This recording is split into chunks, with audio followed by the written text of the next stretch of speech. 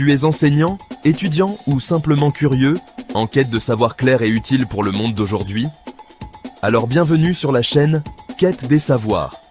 Sur cette chaîne, Dr Gamal Moukaled décrypte pour toi les grands concepts du numérique, de la science et de l'éducation, avec des explications simples, des exemples concrets et des vidéos courtes et impactantes.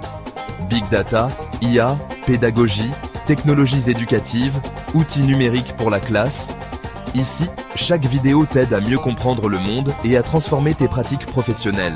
Que tu sois enseignant, formateur, étudiant ou apprenant autonome, tu trouveras ici des contenus fiables, structurés et directement utilisables dans tes cours, tes révisions ou tes projets.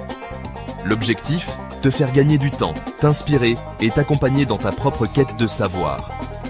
Abonne-toi maintenant à Quête des savoirs. Active la cloche pour ne rater aucune nouvelle vidéo et partage la chaîne avec celles et ceux qui veulent apprendre autrement.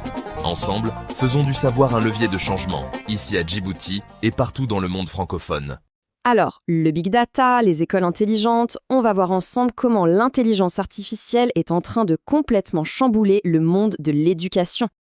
Et la grande question, c'est bien celle-là, est-ce que nos écoles peuvent vraiment devenir plus intelligentes ?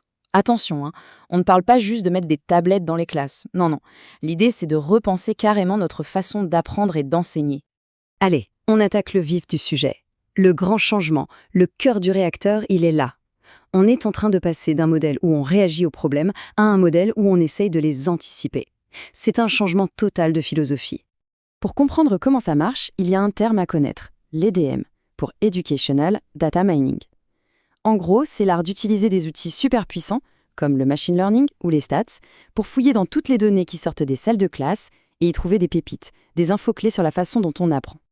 Pour bien visualiser la différence, c'est simple. Avant, le modèle était réactif, c'est-à-dire qu'on attendait le bulletin de notes, la mauvaise note qui tombe, et là seulement on se disait « Ah, il y a un problème ». Le nouveau modèle, lui, il est proactif. Il analyse les données en permanence pour repérer les tout petits signaux, les fameux signaux faibles, et intervenir bien avant que le mur de l'échec ne se dresse.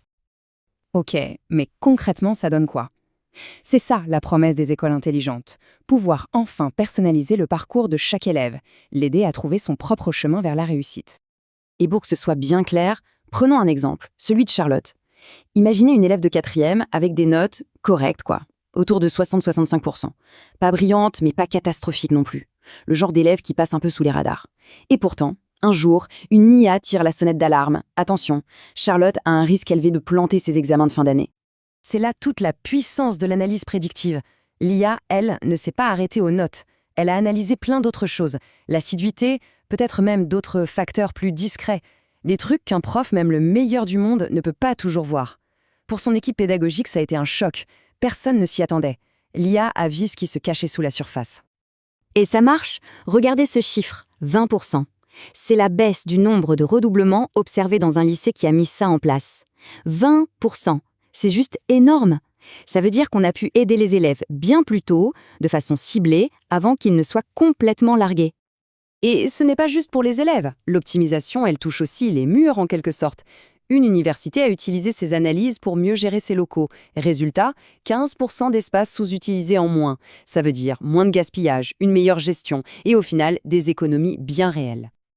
Alors tout ça, ce ne sont pas juste des petites expériences isolées dans leur coin. Non, on parle d'une véritable ambition nationale. De plus en plus de pays investissent massivement là-dedans parce qu'ils ont compris que c'est l'avenir de l'éducation qui se joue. Et l'objectif, il n'est pas seulement technique. Écoutez ce que disait Papa Ndiaye, l'ancien ministre de l'Éducation en France.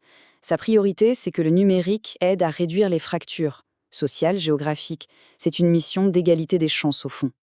Et pour ça, la France, par exemple, met le paquet. L'idée, c'est de bâtir tout un écosystème de ce qu'on appelle les EdTech, les technologies de l'éducation. Un écosystème français souverain pour accompagner ces 12 millions d'élèves. Et quand on dit « met le paquet », ce n'est pas une image. On parle de 594 millions d'euros. Oui, 594 millions. Juste pour la stratégie enseignement et numérique du plan France 2030. Ça donne une idée de l'échelle. Bon, tout ça, ça a l'air génial. Mais il y a un mais, évidemment.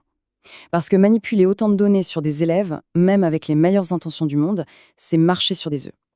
On entre dans un véritable champ de mine éthique. On peut identifier 3 gros dangers. Le premier, c'est le fameux biais algorithmique. Si une IA est nourrie avec des données qui sont déjà biaisées, elle va juste apprendre ses préjugés et les renforcer. Le deuxième, c'est la protection des données. Ça semble évident, mais on parle des infos les plus personnelles qui soient. Et le troisième, un peu plus technique, c'est le risque de se retrouver enfermé avec un seul fournisseur de technologie, pieds et poings liés. Cette citation le dit très bien, selon ce qu'on donne à manger à l'IA, l'origine sociale, le sexe, le dossier médical, elle peut très bien se mettre à reproduire les pires clichés de la société. Et là, on risque de créer une véritable machine à inégalité. Ok, donc face à ces dangers, on fait quoi? On arrête tout?